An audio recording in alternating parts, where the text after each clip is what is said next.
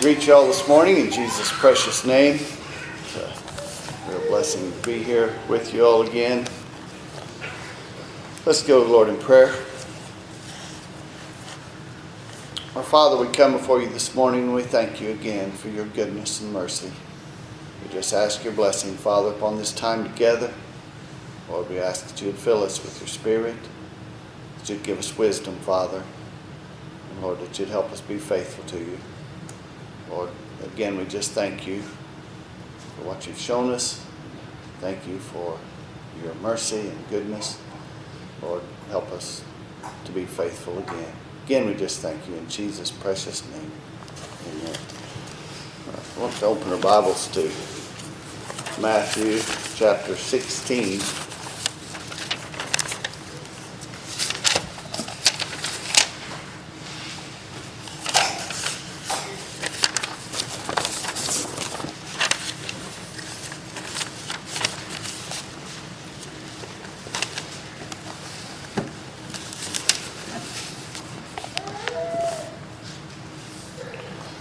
Begin reading in verse 13.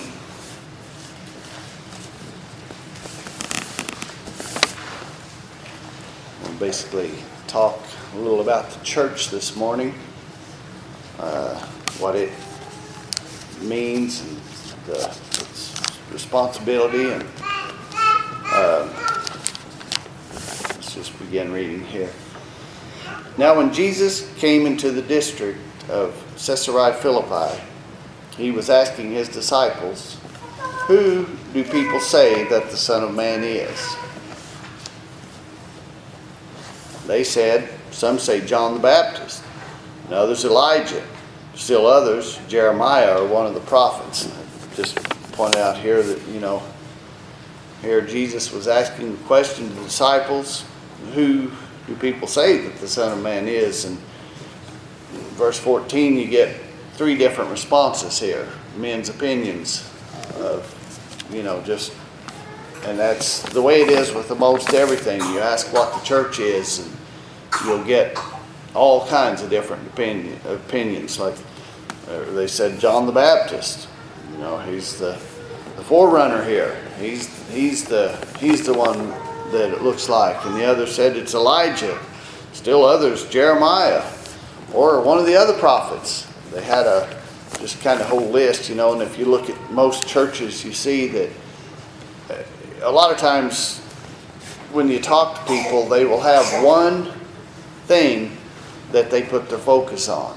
There's churches that are just built around not allowing divorce and remarriage. And then there's churches that are built around allowing divorce and remarriage.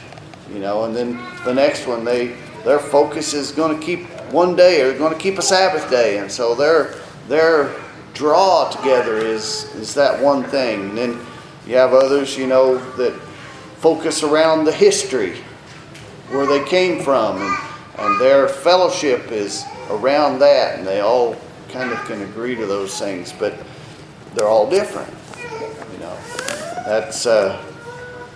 But he said to them, "But who do you say that I am?" He was asking this to Peter, and Simon Peter answered, he said, "You are the Christ, the Son of the living God." This answer that Peter gives, "You are the Christ, the Son of the living God." It's a real blessing when we realize. I just remember the revelation that I received when I realized that Jesus was God in the flesh. He was here walking among us. It was God taking on the form of the flesh and come down to be a man, to live his life as a man. A lot of times we have these ideas of saints or people that are way up there, Peter and Paul and the disciples and all of these people, and we have this estimation of them that, wow, they are way up there, above us. But the reality is they were all men with flesh and blood. Same temptations, same thoughts, same likes and dislikes about eating, same little health problems that everyone else had. They were men And Jesus came and took on this flesh and became a man. Tempted, had the same kind of thoughts you have, had the same kind of ideas you had the same kind of desires that you do. And yet, he never yielded to turn from God. He had his focus on God's plan. And that's a wonderful thing. But whenever, these other men had their ideas. They had their thoughts of who it was all about and what it was all about. And then he asked Peter and he said, "But who do you say that I am?" Simon Peter answered, "You are the Christ, the Son of the living God." And what's neat is, and Jesus said to him, "Blessed are you, Simon Bar-Jonah, because flesh and blood did not reveal this to you, but my Father who is in heaven." We want to figure out a way to make it flesh and blood, figure out how all the pieces fall together, get all the Bible verses lined up to have our doctrines and our thoughts. But God revealed this to him. And it wasn't anything, like he's teaching him how to tell the future or telling him how. He just simply showed it to him that Christ, you are the Christ. This is the Christ. God in the flesh. He saw how he lived and he had saw all of these things. And even then, we see the disciples questioning him. It's that spark there that God revealed this to him, who he was and what he came for. Blessed are you, Simon Bar-Jonah, because flesh and blood did not reveal this to you, but my Father who is in heaven. He showed you that. That's a foundation. Just working on what God has revealed to us. It's already there. It's the way it is, and God just kind of opens the door there, opens the eyes, and opens the light, and there it is. Just as real as it can be. Before that, it wasn't.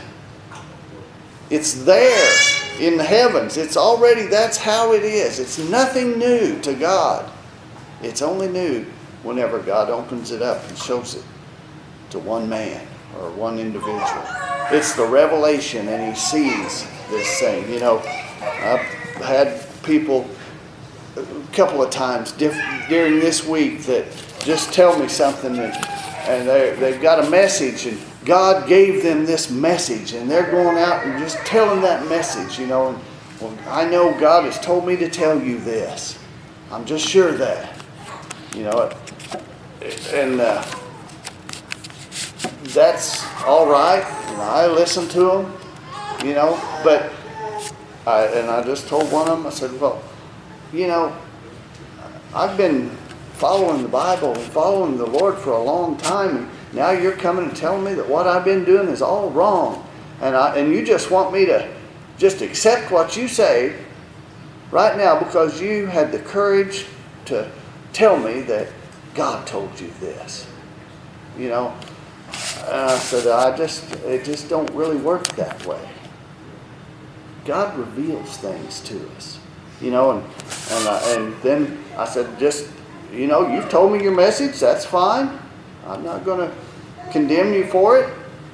And, well, you need to look at this. And you need, now wait a minute. I said, you've told me your message. I understand. Thank you. You've shared your concern. And then go to try to prove it. Go to try to prove it. See, whenever something's revealed to us, is you plant a seed, and then you let it lay there. And if a person pursues it and God reveals it, they'll see it. It just reminded me, I told this story one time just recently here, that I remember there was a young man that came to church, and he was all zealous and preaching, and he wanted to get his mother converted. So he would go preach to his mom, and then he'd come back and, well, I told my mom this, I told my mom that. You think she'll get converted? I think she'll And 2 days later he'd come back. Oh, I went back and talked to my mom again. And boy, I think she'll get converted. I think she'll hear this. And all excited. And I said, wait a minute, I want you to do something. I want you to take a piece of corn and I want you to go plant it in the ground. Go stick it out there in the ground. He kind of looked at me puzzled. Okay. What do you... I said, okay, now, you've talked to your mother. You've planted a seed. Next time you want to go plant or go preach to her again, go out there and dig that corn up and see if it's growing yet. You go dig it up and see if there's any. How long do you think that corn's going to live if you go dig it up every 2 days and look at it? It's not going to. And the light came on and he saw, that that's not the way it works.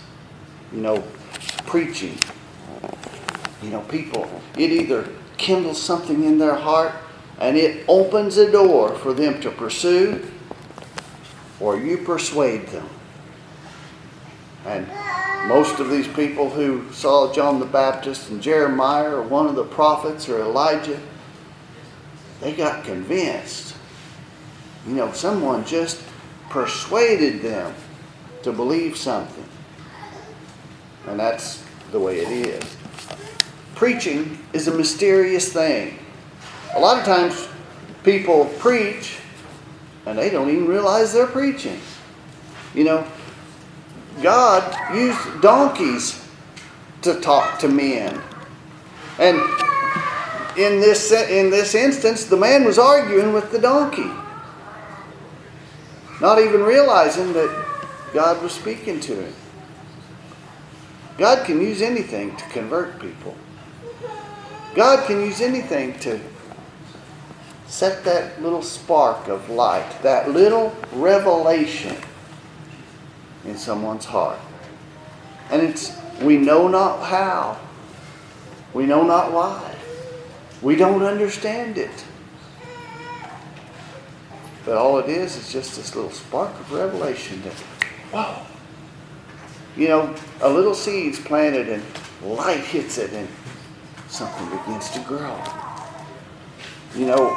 I think one of the problems with modern Christianity is we've convinced ourselves that it's right instead of having it being revealed to us. We want answers. We got questions. We got to dig in and learn Greek and all that kind of stuff. You don't have to know Greek, one word of it. If you don't even have to know English, you don't even know how to speak or read. And God can reveal these things to us.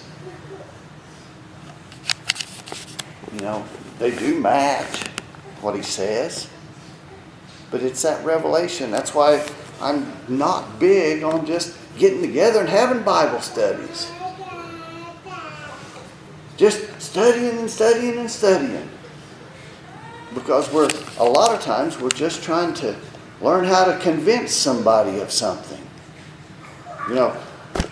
Don't get me wrong. Read this book. It's in it. You'll find these things. I've read it. I've told you, I've read 10 chapters a day for over 20 years. Read this thing. I know what it says. But that doesn't do much. How I read most of the time was if I didn't understand something, I just kept on reading. And then 10 pages later, you'll read something again, or 10 chapters, or 10 days, or something. It'll just pop right there. It is. Wasn't no powerful deduction or powerful way of just studying and studying. It was just right there, revealed, opened up. You see, the church is not anything that can be formed by man or put in a form. It's the revelation of Christ to a man. That's all it is. That's what Simon Peter, you are, and blessed are you, Simon, because flesh and blood did not reveal this to you, but my Father who is in heaven. You know, it's whenever I went to more plain churches, one of the things that I had sold everything I had. I had lost my wife and my family. I'd given everything to follow Jesus. Everybody thought I'd lost my mind. And I went to a plain church, and they set a little workbook in front of me and said, you got to go through this workbook before you can be baptized. And after 6 months or a year of making sure, us watching you, we'll take you and sprinkle water on your head, and then you can kiss us. It's like everybody else. You know, I went along because I thought, you know, there was things to learn. I thought this was, you know, a good thing because they were living right, looked real good.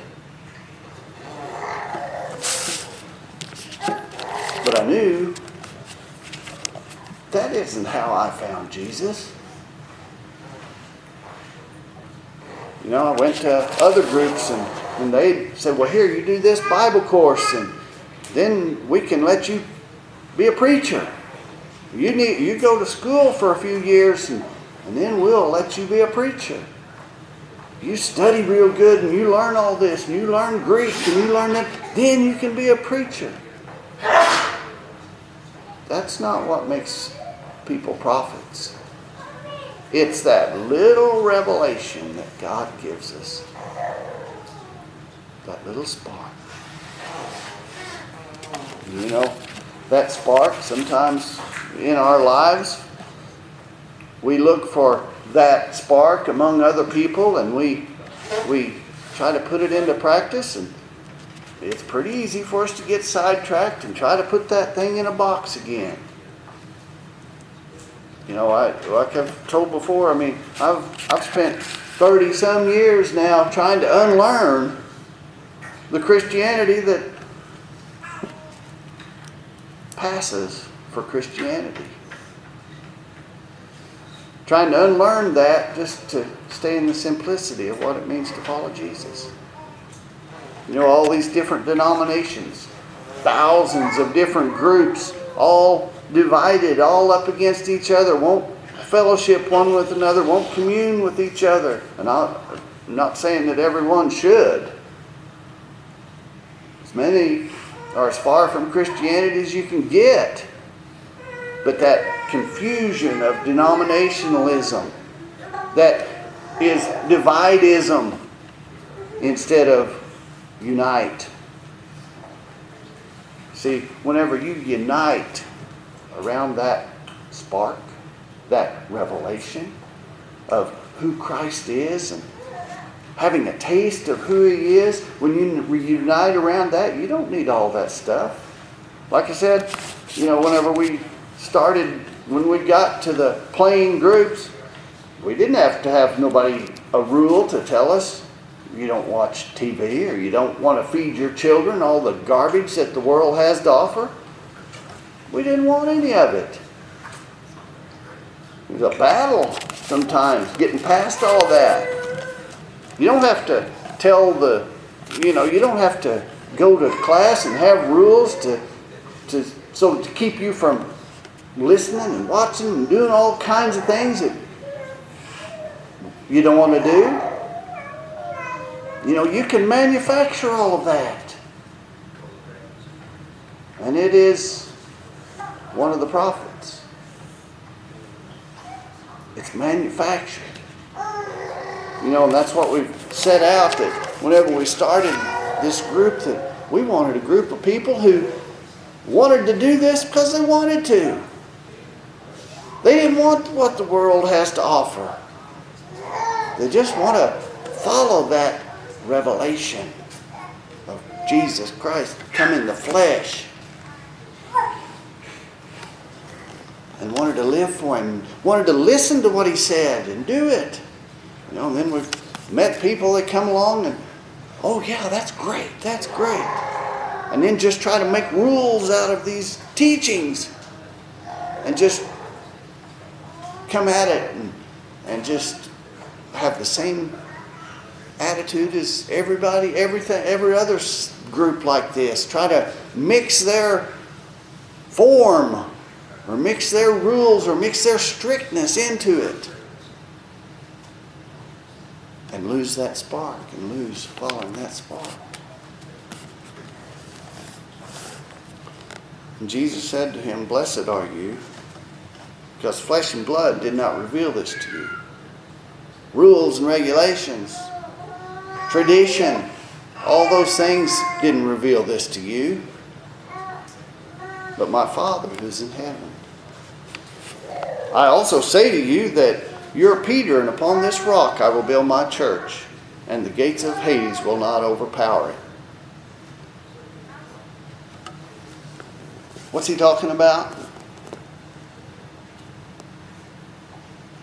Is he talking about keeping all the correct doctrines or themes? No.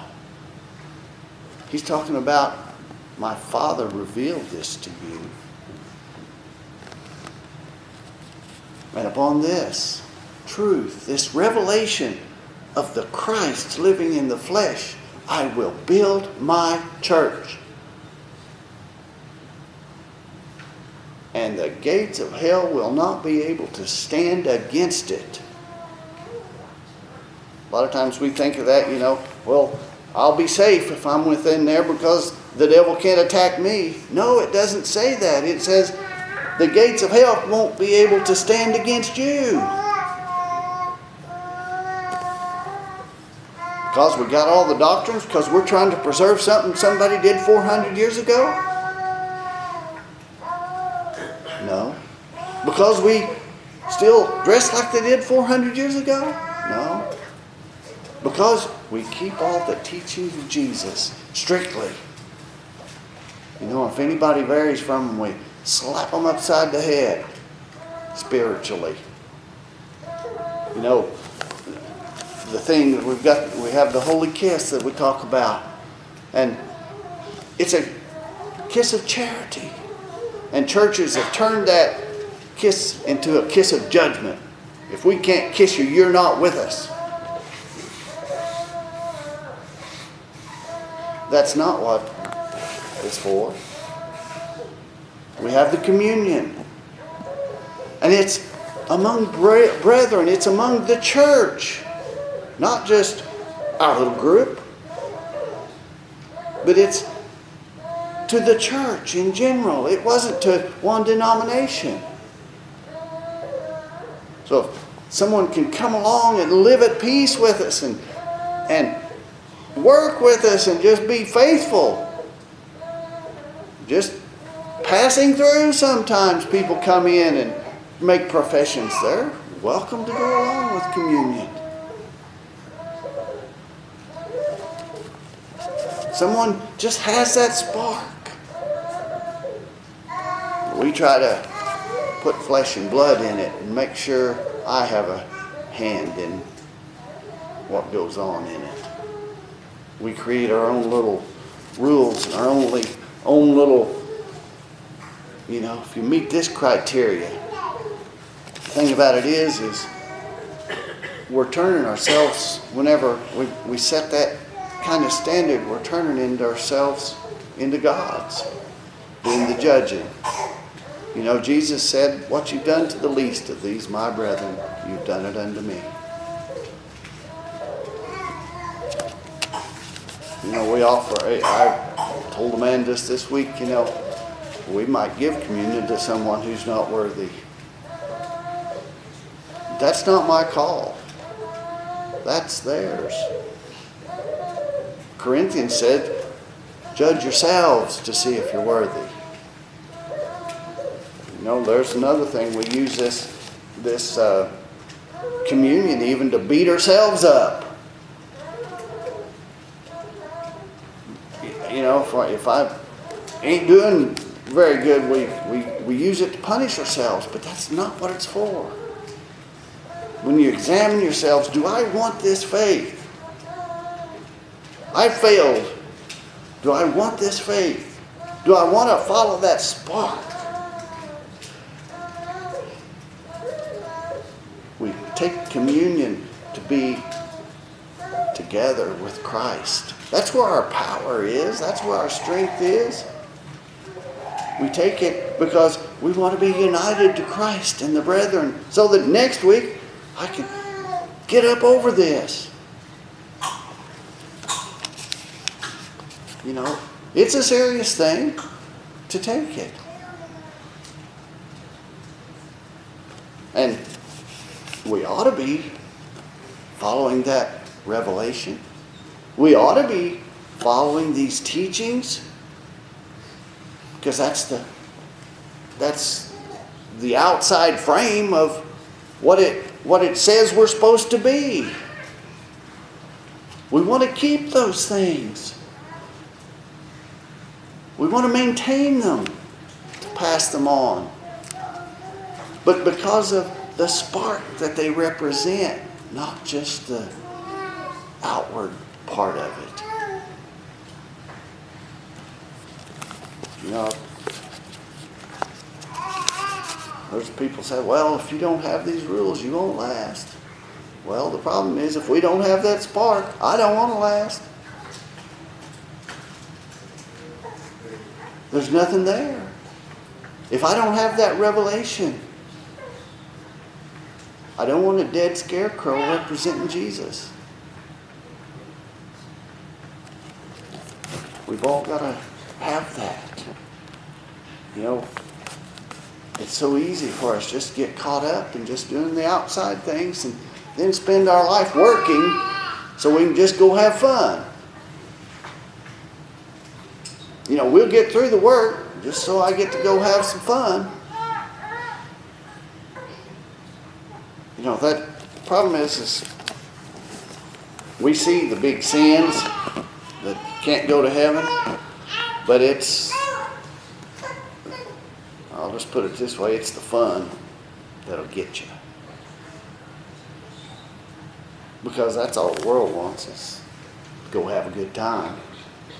They just go at it at a little more extremes, it seems, and it gets into a darker version of it.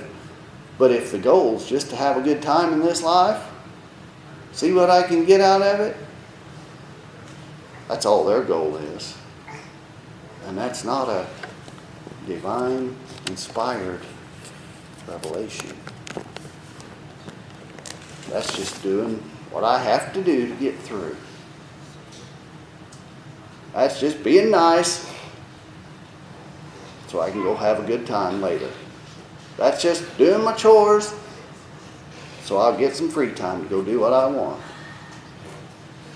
It's just a restrained, equal to what the world does with no restraint. Blessed are you, Simon, because flesh and blood did not reveal this to you, but my Father who is in heaven. And upon this rock I will build my church, and the gates of Hades shall not overpower it. Then he says, I will give you the keys to the kingdom of heaven.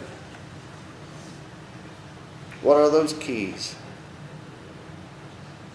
It's those revelations. It's the ability to enter through. Whatever you bind on earth shall have been bound in heaven. Okay? And whatever you loose on earth shall have been loosed in heaven. You see, it doesn't give any superpower here so that the church can set up its own brand of Phariseeism. Even though you call it Catholic or Amish or Mennonite or whatever you want to call it. It's the same old thing. I've got power to make decisions about your life. That's not what it's about. The keys. We have the keys that will loose someone's sins. We have the keys that will bind Satan's powers. Because they've been revealed. This is where it's at. This is who it is. And when we speak those things, it's not because, well, I've got it written down. I've got this authority and I can make my own. I can make rules on you. I can make... No. It's because the things that I speak, that preaching, that power, the things that I'm doing is from a revelation, and you can be set free. You can bind Satan's power. Why? Because I said it? No, because it's already been done. They've already been loosed. They've already been bound. The revelation just hit me. It's not about, well, I have the keys to the kingdom of heaven and I can decide who's in and who's not. It didn't make you the Son of Man. Jesus didn't even come to do that. To say who's in and who's out.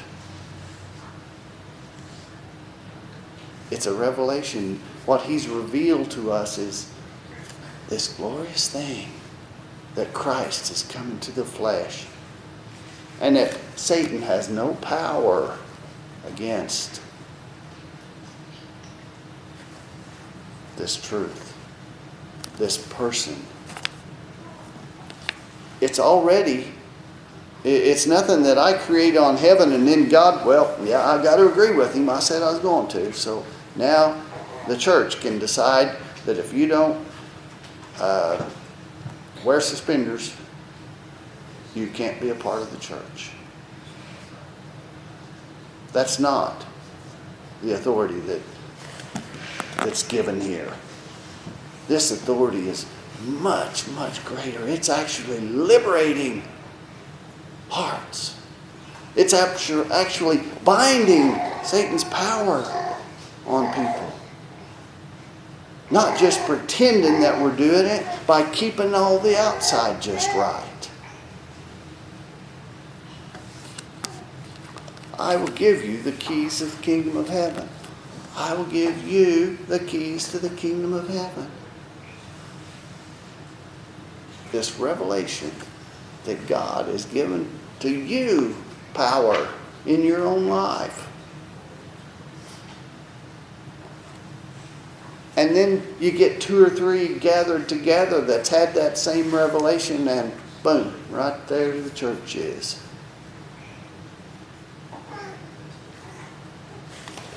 It's just that simple.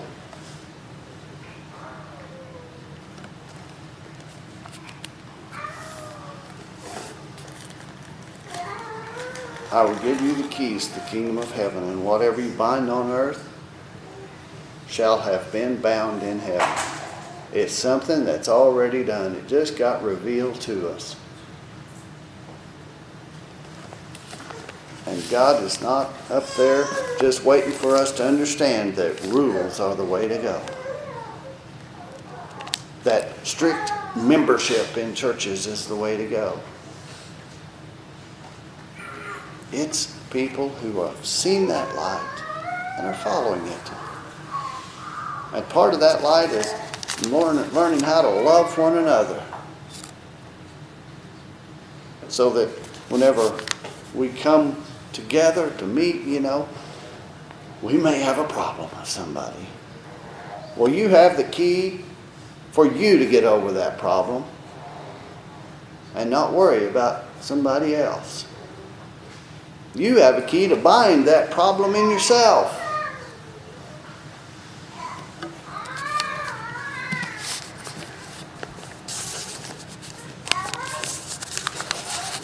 That's the neat thing. That flesh and blood hasn't revealed that to us. But my Father in heaven. And see, that's what He's talking about here. All of this. Not about given the church some Pharisaic power to determine who's in and who's out.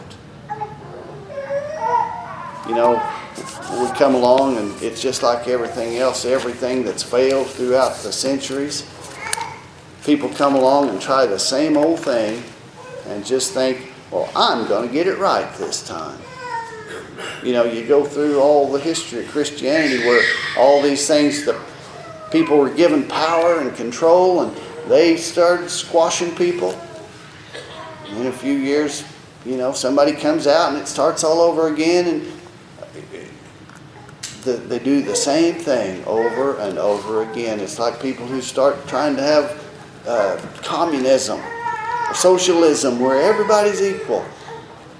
Every time there's somebody rises up and crushes all the little guys and holds them under their thumb.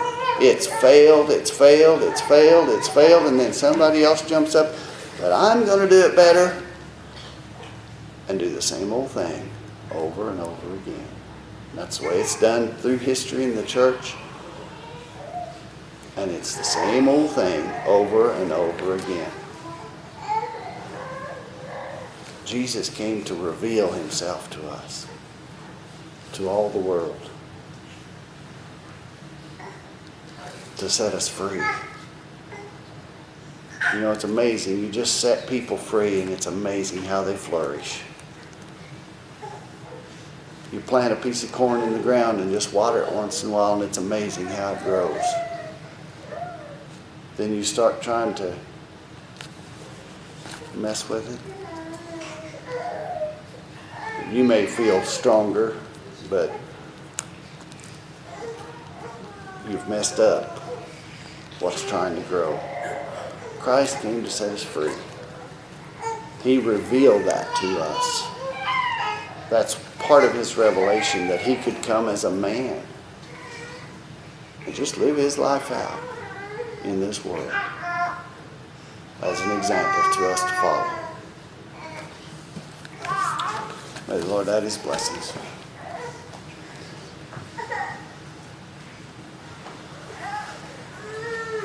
Anyone have anything you'd like to share?